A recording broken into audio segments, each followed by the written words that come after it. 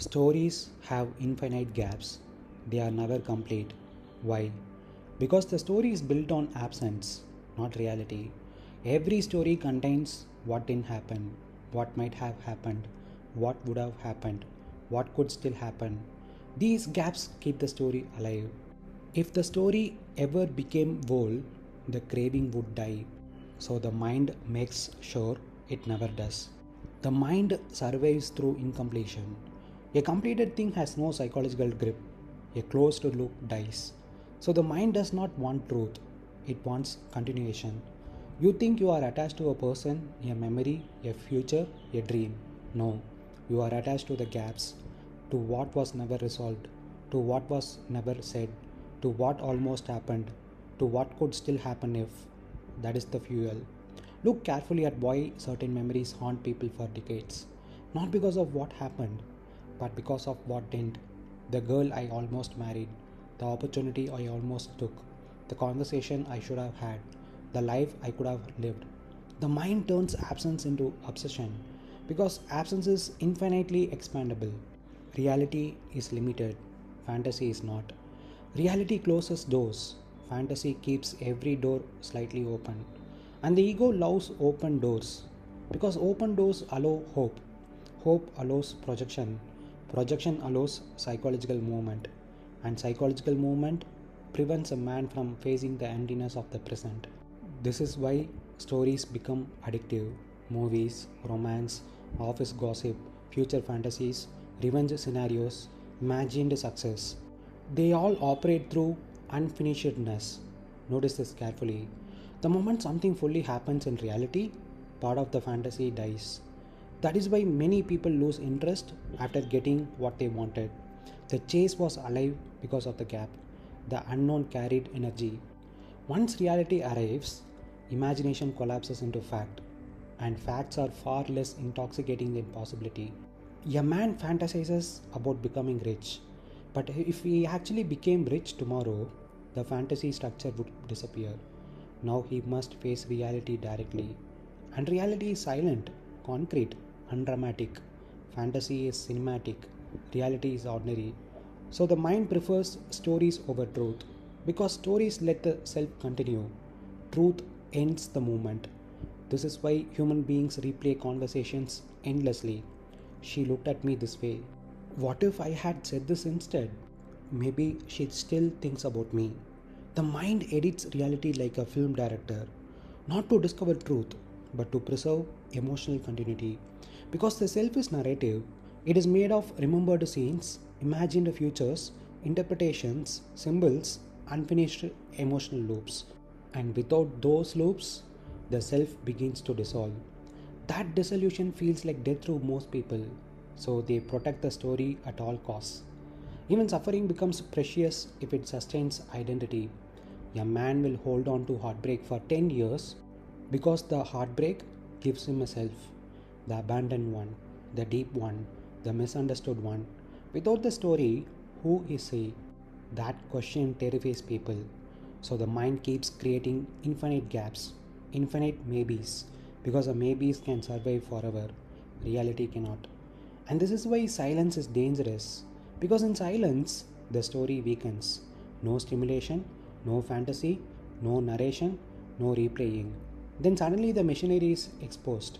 You begin to see there never was a complete story, only fragments stitched together by craving. And once this is seen clearly, the psychological addiction to what could have been starts collapsing. Then life becomes simpler, not because reality changed, but because you stopped feeding the ghosts of incompletion. Listen, the girl was not the issue. She became the screen onto which the mind projected an ancient sense of incompletion. The mind said, you have never had a girlfriend. You are behind. You missed life. You are incomplete. And then it grabbed the nearest symbol available, her. Not because she was truly the answer, but because the mind needs objects to carry its psychological hunger. This is what people call love most of the time. Not love, projection. The mind takes an internal void and paints a face onto it. Then it says, this person will complete me. No person can do this. Because the whole was never real in the first place. It was conceptual, social, comparative, psychological, not existential. Look carefully at what you yourself said. You know deep down you never truly wanted to be with her. That is an enormous observation. Most people never admit this to themselves. They chase the fantasy for years. You saw that the energy was coming from the gap, not the girl. That is intelligence. And yes, the mind especially attacks areas where there is social comparison, sex, relationships, money, status, achievement, recognition. Why? Because society has collectively agreed if you do not have these things, you are less. And the mind absorbs this poison. Then it starts manufacturing suffering. Notice something profound. The moment your relative insulted you, money stopped being practical. It became psychological. Before the insult, money was utility. After the insult, money became identity. That is the birth of suffering. Now, wealth is no longer about food, shelter, freedom, or creation. Now it means I must prove something. And proof has no finish line because the wound itself is imaginary. You already saw this. You said, I can breathe, I can eat, I can see. Exactly. Reality itself was never insufficient. The insufficiency exists in comparison. A billionaire can feel poor beside another billionaire. Why? Because psychological lack has nothing to do with actual conditions. It is narrative based, story based, and stories have infinite gaps, exactly as you understood. The mind says, you have not kissed a girl, you are not rich enough, you are not respected enough, you are behind others. And then it keeps moving the finish line forever. Why? Because the self survives through pursuit. If the self ever truly arrived, it would disappear. That is why achievement rarely brings peace. The mind immediately creates another gap, another mountain, another comparison, another insufficiency. Now understand something carefully. Seeing this mechanism intellectually is not freedom, but seeing it directly in real time changes a human being. The next time obsession arises, you may suddenly notice this is not reality. This is the mind trying to complete a story. And in that very seeing, some energy disappears. Not because you forced a detachment, but because illusion weakens when exposed. Reality is astonishingly simple. Breathing, walking, eating, working, looking at the sky, silence. The mind says, no, something is missing. But what is actually missing right now? Not conceptually, actually. The answer becomes difficult to find unless thought invents it. And that discovery begins changing everything. There was once a man dying of thirst beside a river. Not metaphorically, an actual river. Cold water moving endlessly beside him. But he had become hypnotized by a mirage in the distance, and the mirage whispered, real water exists elsewhere. So he suffered. He crawled through deserts, chasing shimmering illusions, while the river touched his feet the entire time. This is the human mind. A child is born bold. Then the world begins its work. One says, you are not attractive enough. Another says, you are behind. Another says, you have not achieved enough. Another says, others are already loud. And slowly, the child begins collecting invisible cracks. Not real cracks, imagined cracks. But imagined cracks hurt just as deeply. Then one day the mind becomes a mason of suffering. It walks around carrying buckets of thought, searching desperately for holes to fill. A girl smiles at you. Immediately the mind says, perhaps she will fill the loneliness. A relative insults you. Immediately the mind says, money will heal the wound. Someone else succeeds. Immediately the mind says, achievement will complete me. The mind is always trying to repair a house that was never broken. But here is the tragedy. Every repair creates a new crack. Because the crack was psychological, not real. It is like trying to stitch smoke with a needle. The more one tries, the more exhausted one becomes.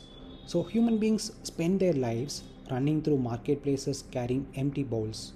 One bowl labeled love, another status, another sex, another recognition. And every once in a while, someone drops a few coins into the bowl. A kiss, a promotion, praise, attention. For a moment, the bowl feels full. Then suddenly, A hole appears at the bottom. Everything leaks out, and the man panics again. So he runs faster. This is what society calls ambition. One day, a tired traveler sat beneath a tree after decades of chasing. No more energy remained. No more fantasies felt convincing. No more stories could sustain themselves. And in that exhaustion, something strange happened. For the first time, he stopped moving. And because he stopped moving, the dust settled. And because the dust settled, he could finally see. The river had always been there. The sky had always been enough. The breath entering his lungs had asked for nothing. Existence itself had never demanded completion, only thought did. The Saturn did not care whether he had kissed a girl. The wind did not care how much money he made. The trees did not compare themselves to other trees. Only the human mind lived this way. Then he laughed. Not the laughter of entertainment, the laughter of seeing the cosmic joke. All those years searching for water while standing inside the river. And from that day onward, he still worked, still earned, still spoke, still loved, but no longer as a beggar trying to complete himself. Now he moved like the river itself, bold before every achievement, bold after every failure, and that changes the flavor of an entire life. The greatest illusion is not that life is incomplete. The greatest illusion is that you are incomplete. So the mind spends decades trying to become bold through accumulation. More love, more money, more validation, more experiences, more proof. But a bucket with no bottom cannot be filled. And the bottomless nature of the bucket is not reality. It is psychological identity. The self survives through not yet, not rich enough, not loved enough, not attractive enough, not respected enough. So the mind keeps creating futures. Because if it ever stopped, it would have to face something terrifying, that nothing was missing except the belief that something was missing.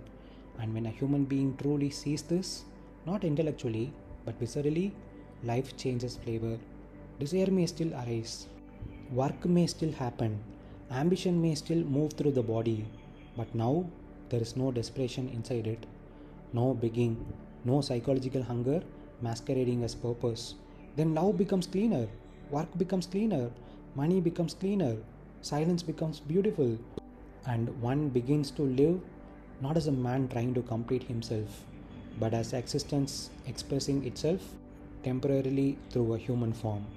The river was never asking to become water, it already was.